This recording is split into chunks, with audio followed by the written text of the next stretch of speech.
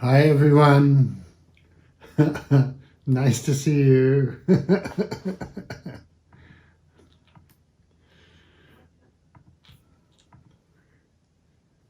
Good to be here. Friends from far places. It's nice to see.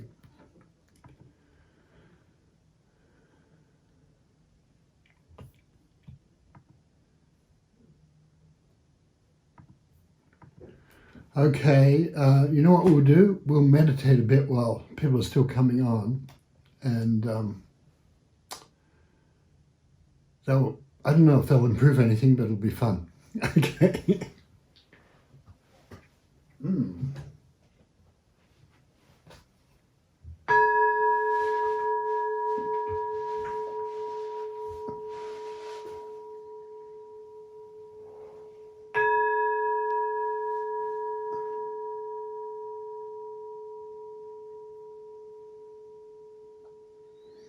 So just feeling, hearing the bell itself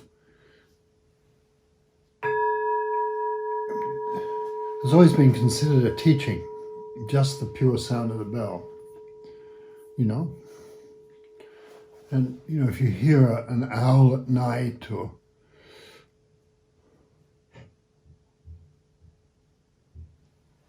the sound of a raven it makes sense, right? Here it is again. The teaching is really easy. Let's hear it a few more times.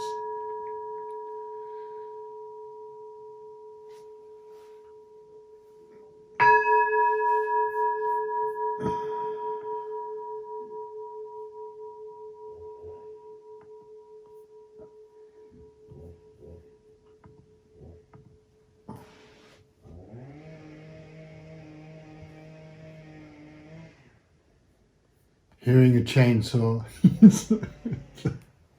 The Sunday chainsaw.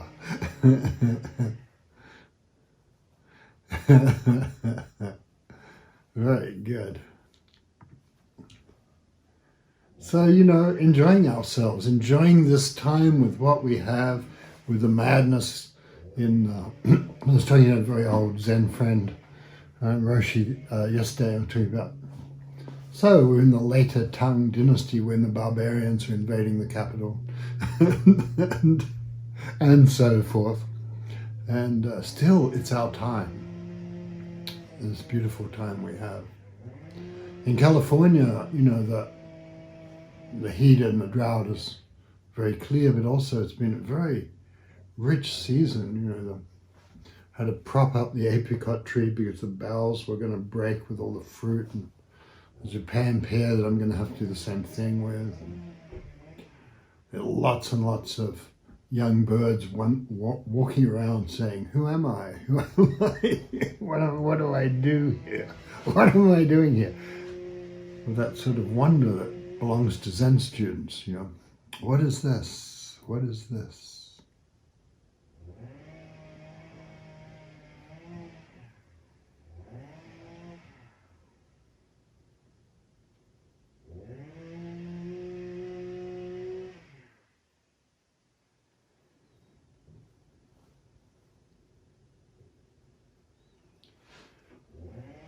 What is this?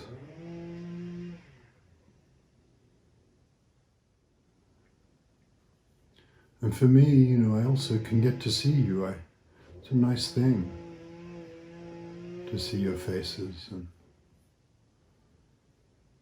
the beauty of being human and meeting each other without stepping back.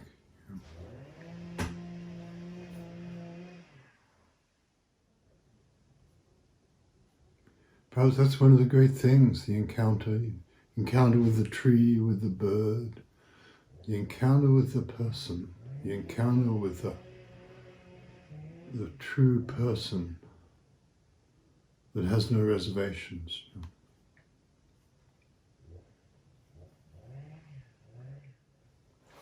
So the koan we're going to do today, which is sort of stacked up layered koan, but it starts as the great way is not difficult. So let's just start there.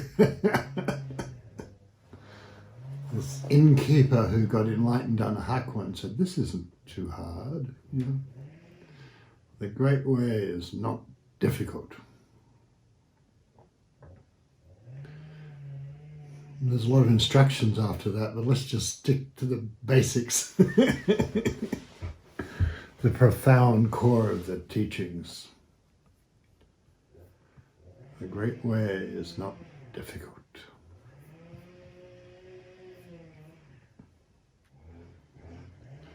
The great way is not difficult if you just avoid picking and choosing. So we're already starting to get into meditation technique there. Or we could say it the other way is the great way is not difficult. It just avoids picking and choosing. But you know, the words being as they are, we can say it that way too. And then we're free. The universe is holding us, is carrying us.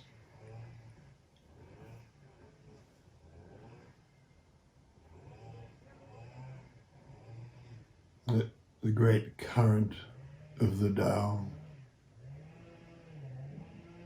And it's not so bad. It's not so hard.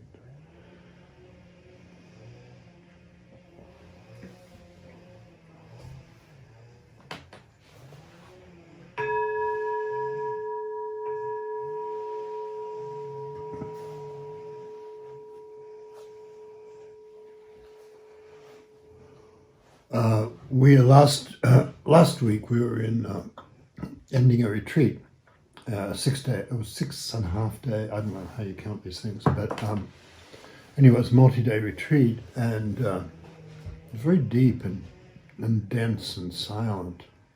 And retreats have different spirits, and this one, I think everybody was very thick, warm quality about getting back together. We hadn't been together in person, except for smaller teams for, you know, since the epidemic began. So we had, you know, really good, you know, COVID prevention protocols and things, which a few people cleverly got COVID just as they were about to come to session, which is kind of a bit grim, including Michael, who's one of the musicians, and John Joseph, who's needed for a big ceremony at the end of the session, but he managed to get well in time, so, and dashed in for the day. But it's just like we're in the life we have, not picking and choosing, you know. Can't have another life. And so this comes from an old poem called Faith or Trust in the Heart Mind, and you run into it all over the place, and there are 2,500 different translations on the web. And the supreme way, it's the greatest way, is another way to put it. But you know, that's just marketing. Great way is good enough. So it's not difficult. If you just don't pick and choose, if you just don't love or hate, the way will fully reveal itself.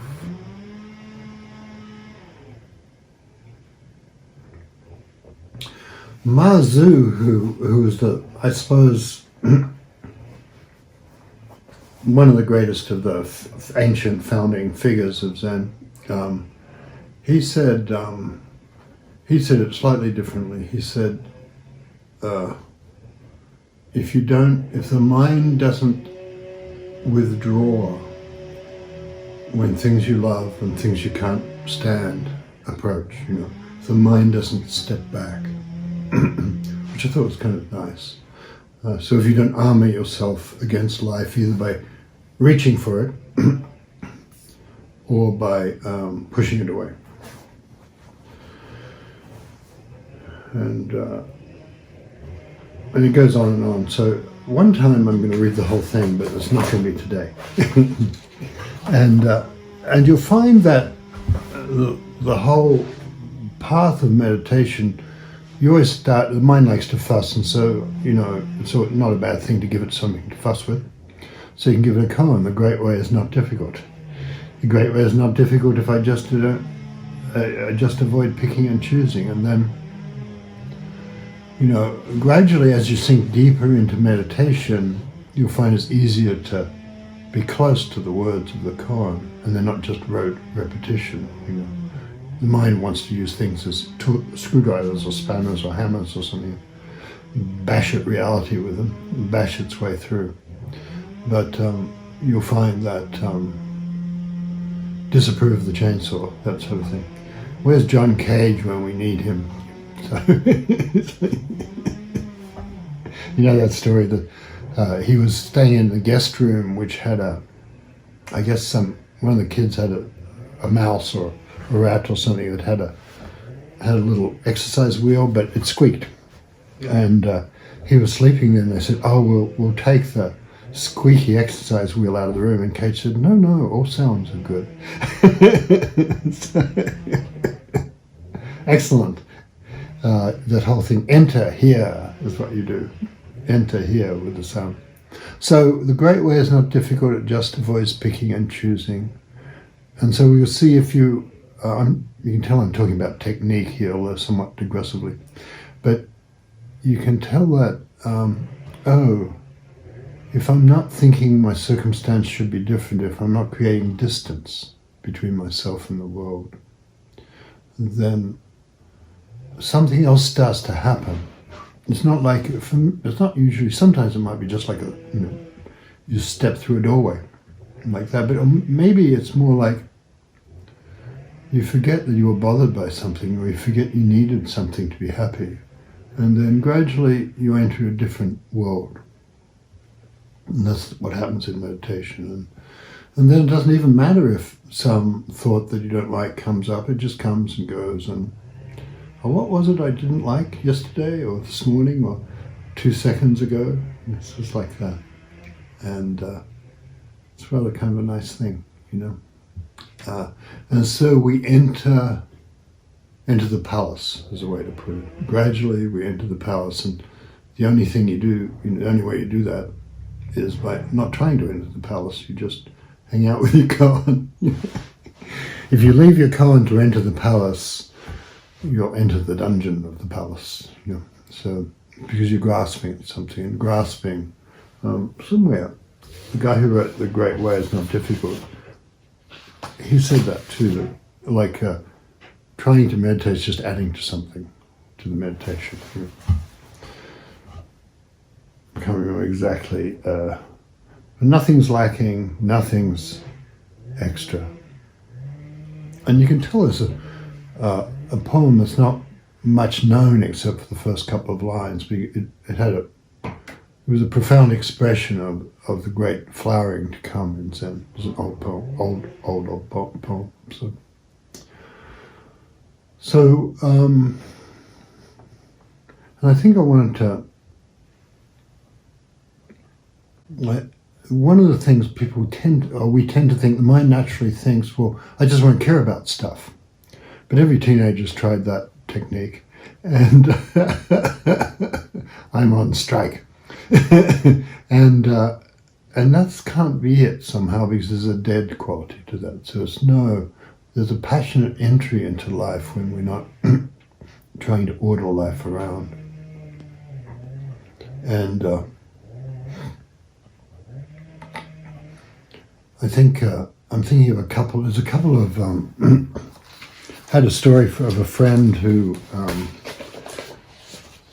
actually, there's a story about he was my book agent, and I don't know, we just became friends after a while. But he said, a nice note about this, but I can remember it. Here it is, my nice note. And so he was driving up to Tahoe, and he had a reasonably new Volvo and it overheated, so it diverged to Sacramento and dropped it off at some foreign car dealer, and went up, rented a car, and did what he was more or less did something more interesting. He was going to do, explored the neighborhoods, and then about a week later, an assistant brought the car to meet him. He lived down in the Bay Area, and so they drove it halfway to the old race course, the raceway. It used to be Sears Point, and the assistant said he needed to pay for it right away, but it was making very strange noises. As it was running, it was going clunk, clunk, thunk, whine, and he said, "I don't know, I want a second opinion." And so he did this wonderful thing. There's a not picking and choosing thing. And the assistant had been told, you can't give him the car without him giving you the money. But he didn't want to give the money because he didn't think there was something wrong with the car. So he said this interesting thing, you're a good guy, just like a sympathetic thing. That's a hard problem you have. And then the assistant just gave him the car. But it wasn't a manipulation, it was just an appreciation of, he was hanging from a branch by his teeth, the assistant, you couldn't go forward or back. And so the assistant fulfilled the prognostication. He was indeed a good guy and drove off. And drove off in a rent-a-car. And then my friend took the car to a person who usually dealt with it in the Bay Area, and the person, said, well, a lot of work's been done on the car, and it's had the timing gear replaced and things like that. However, the problem was the thermostat, because it was overheating, and even though the dealer, the Mercedes dealer, who had worked on it, said he hadn't replaced the thermostat, and here's the broken thermostat. It was one of those great things, and so he just sent a note saying he wasn't going to pay for it, and then a few days later he gets a call from an attorney who starts yelling at him straight away, and so he just waits till the guy winds down and says, you can't get away with not paying for your work, blah, blah. And then he takes a breath, and my friend says, would you like to hear what happened? So again, you can tell it's not picking and choosing. He's just in it. He's flowing with it. I'd like to hear what happened. Silence. Okay. And then my friend tells him, and the guy said, then there's more silence. Then I hate it when clients lie to me. So it was rather fun. And so the whole thing is it's sort of like, tennis or something like that. It's just fun, And then the guy says, well, if you can't pay that, $3,500 order, could you pay $1,800? Could you pay half the bill? And he says, okay. I think, well, I would have needed timing gear sometime, and a few other things that were done were maybe maintenance. So he said, all right. So he began to write the check, but he just couldn't finish. He just couldn't make himself do it. And so he calls the attorney. He says, I was writing the check for $1,800, and a big black bear put his paw over my hand and wouldn't let me. So, not picking and choosing, see? No choice about that. And you see, you're listening to the Tao in some way. The big black bear was, not going to let him. And so the attorney laughs and says, ask the bear how much he will let you pay. So he got a smart attorney. And so he asked the bear, and the bear says $800. And the attorney says, okay, send it to me and we'll be quits. That's an example of not picking and choosing, I think. So, the great way is not difficult. It just avoids picking and choosing. So, okay, we're going to sit with that a bit more. And that was the not picking and choosing story.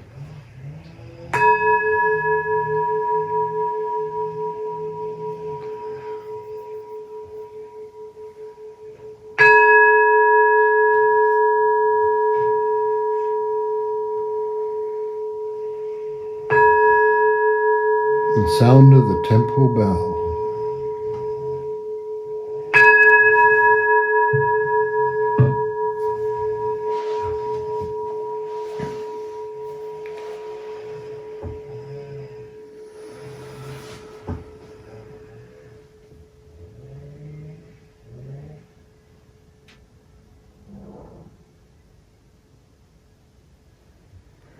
The great way is not difficult, it just avoids picking and choosing.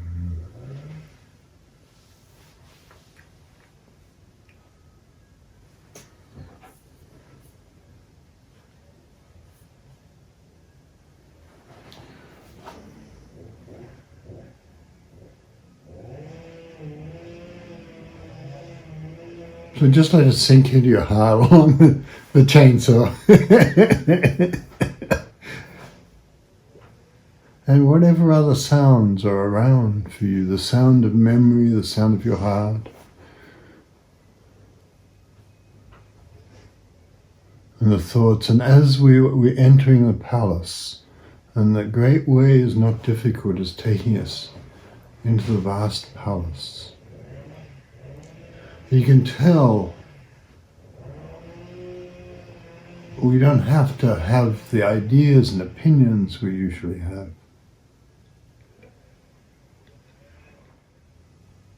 And there's a certain sort of peace comes over us, you know.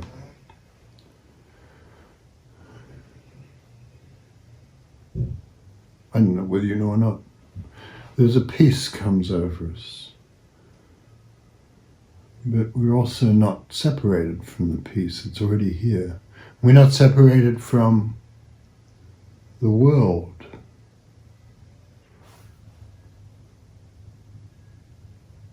A great way, not difficult.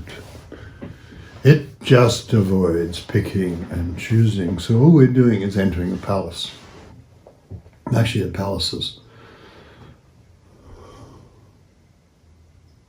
Embracing us, coming around us, rising up to hold us.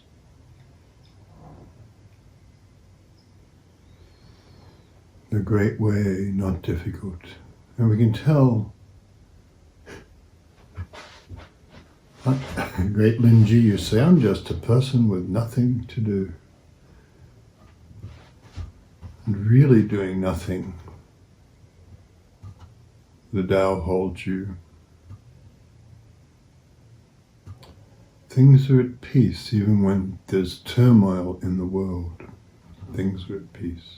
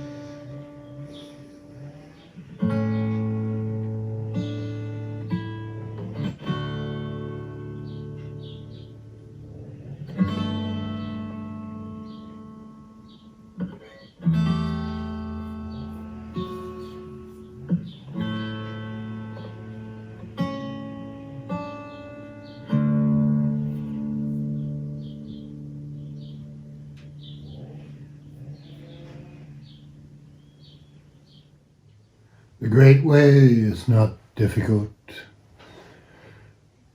It avoids picking and choosing. When music is the teaching, music teaches us. When a bell is the teaching, a bell teaches us. When a chainsaw is the teaching, a chainsaw teaches us. The great way is not difficult.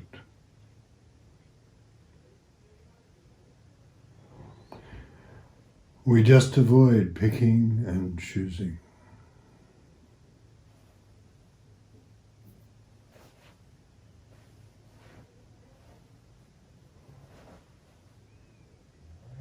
I'm just feeling the time and feeling the effects of the palace of meditation, the vast room, the vast rooms of meditation as we enter it more deeply.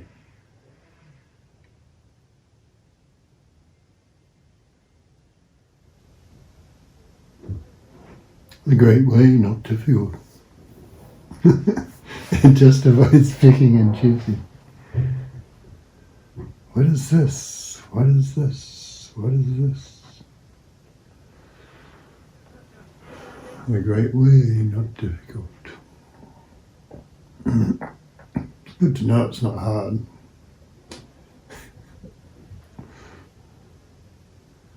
And in a way, life keeps unfolding. We add the hard bits, we add the difficulty.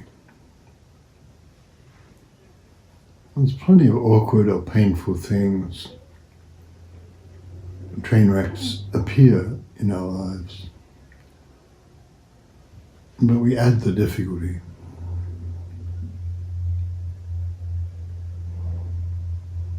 And there's a clarity and a light that just always here.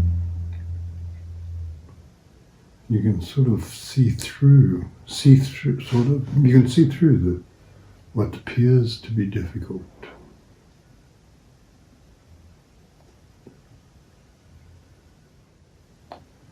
Underneath there isn't anything at all.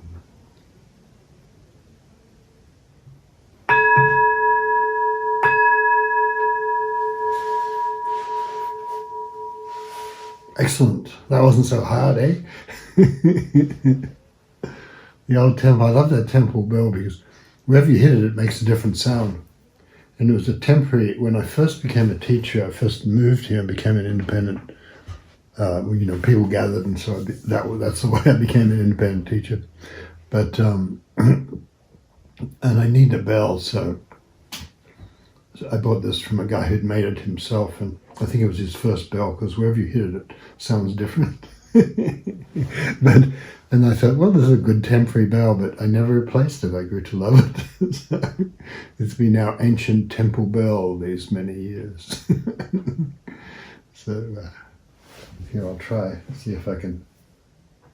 Todd Geist was hitting it during session. He said, wow, you make all these different sounds on it. What's that?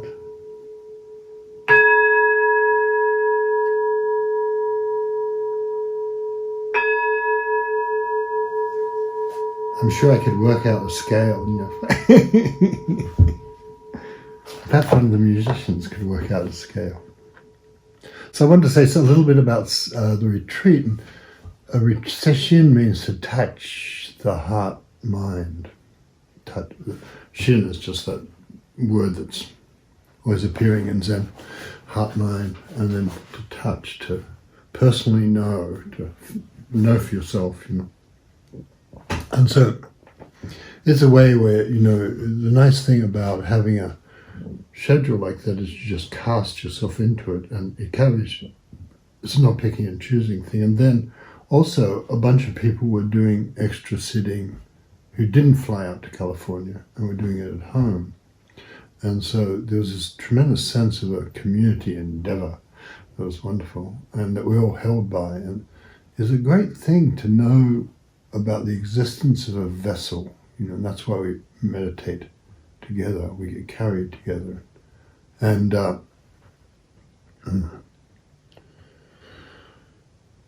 so I guess that's it. It's a great thing to know about the existence of a vessel and to be carried in it. Yeah, a nice thing. So I wanted to say a couple more things about not picking and choosing. I think I'm going to talk further into this koan next week. So I don't know if that alarms or consoles you, but it was considered so important that probably the greatest Zen text would be the Blue Cliff Record, and which was assembled by many people in far away from the capital and the interference of horsemen from the steppes and bad emperors and things like that, and by a bunch of poets and Zen masters, and so this is the second. The first koan in this is Bodhidharma asked the emperor. The emperor asked Bodhidharma, "What is the first principle of a holy teaching?" And Bodhidharma said, "Vast emptiness, nothing holy." So whenever people ask, if you ask somebody to teach Zen and they do, you can know that's not Zen. So people always say to me, "But what is Zen?" plaintively, and that's a koan, not a philosophical question. What is it? What is Zen? Snow in a silver bowl was one really good, famous answer. A silver bowl piled with snow. So you get that kind of answer in Zen, and you realize that, you have to enter the palace to know. You can know, but you have to. It's like drinking water. You have to know what it tastes like yourself. So, the Blue Cliff Record. The guy Zhao Zhou, the great old ancient master, ancient in two senses. He lived to be very old, and but he had a very clear, lucid sort of mind, like looking into a mountain stream. Nothing much in his mind. And he would say things like, "The great way is not difficult, just avoids picking and choosing."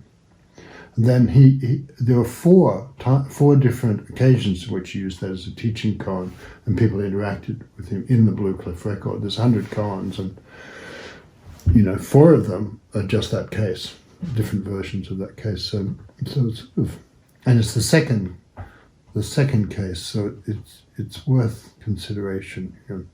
So if you feel stuck on it, if you feel like, I don't know, then one of the things, it's like the chainsaw, you can think, oh, this is a gift, this is for me. If you get stuck in Zen, it's a great thing. I always like the koans that I really didn't understand, I always thought I could learn something from. So if you don't understand it, be grateful. Be great. And Zen is a modest path in that way. We're looking for things we don't understand. One of the people who was doing, this is an old story, when my daughter was a kid, and she used to come session with us, and various aunts and uncles would do childcare with her for a short period of the day, So she got pretty good at interacting with adults. And one of them was an artist and she liked to play music too, and she was playing the piano there, but it was a funky old piano, and she said, so she's doing a ragtime tune on it, and the F key went flat and just broke, and so she slumped on the couch next to my daughter and said, I broke a piano key. And my daughter said, use another one. My friend thought that was not picking and choosing. I didn't think it's quite the same as my friend saying a bear stopped me from writing, but it's there, And but you notice that a lot of the time we know what is the way, we know what we truly have to do, but we avoid it for some mysterious reasons, but we think, I don't know why. It's a mystery like many other things in life, but there's a profound way in which we do know what the path is, but we're listening. It's like when listening to music is a good exercise in meditation, because you can't really interfere with it too much. And you can tell yourself whether you like it or not, but you can tell that just removes you. Even saying that's wonderful, pushes us back, so the music's not in us, or it isn't us. So you can tell that it's a thing, and all your internal conversations pretty much fall under picking and choosing. So there's something going on in your mind. That's what it is. I'm pretty likely what it is, and also you don't pick and choose about that. So that's the big key to meditation. You have compassion with everything that arises, and if you don't have compassion, you have compassion with that, and so on down through the turtles until you find some place where there isn't anything. So you have compassion with everything that arises, and that's what not picking and choosing is. So let's try bells as well. Bells are also good.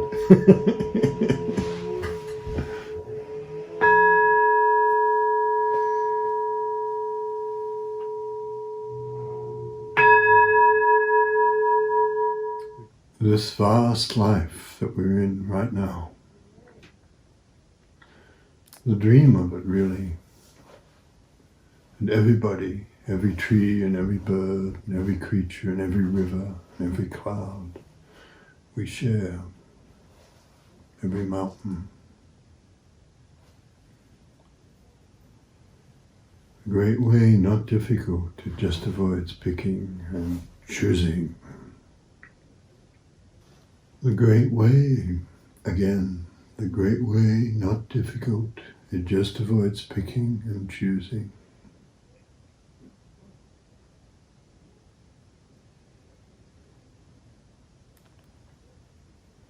Following hidden paths in the meditation. And we follow them by not thinking about them. It's just the great way, not difficult. The great way, not difficult. It just avoids picking and choosing.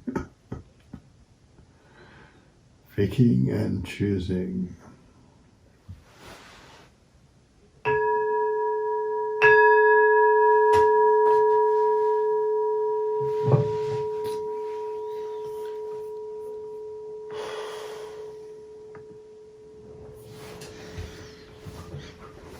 Well, here we are, and it's easy. Nobody asked us to come here, but we came here. Into this planet, into this cosmos. And so one of the things we do is, as far as we can, we accord with it.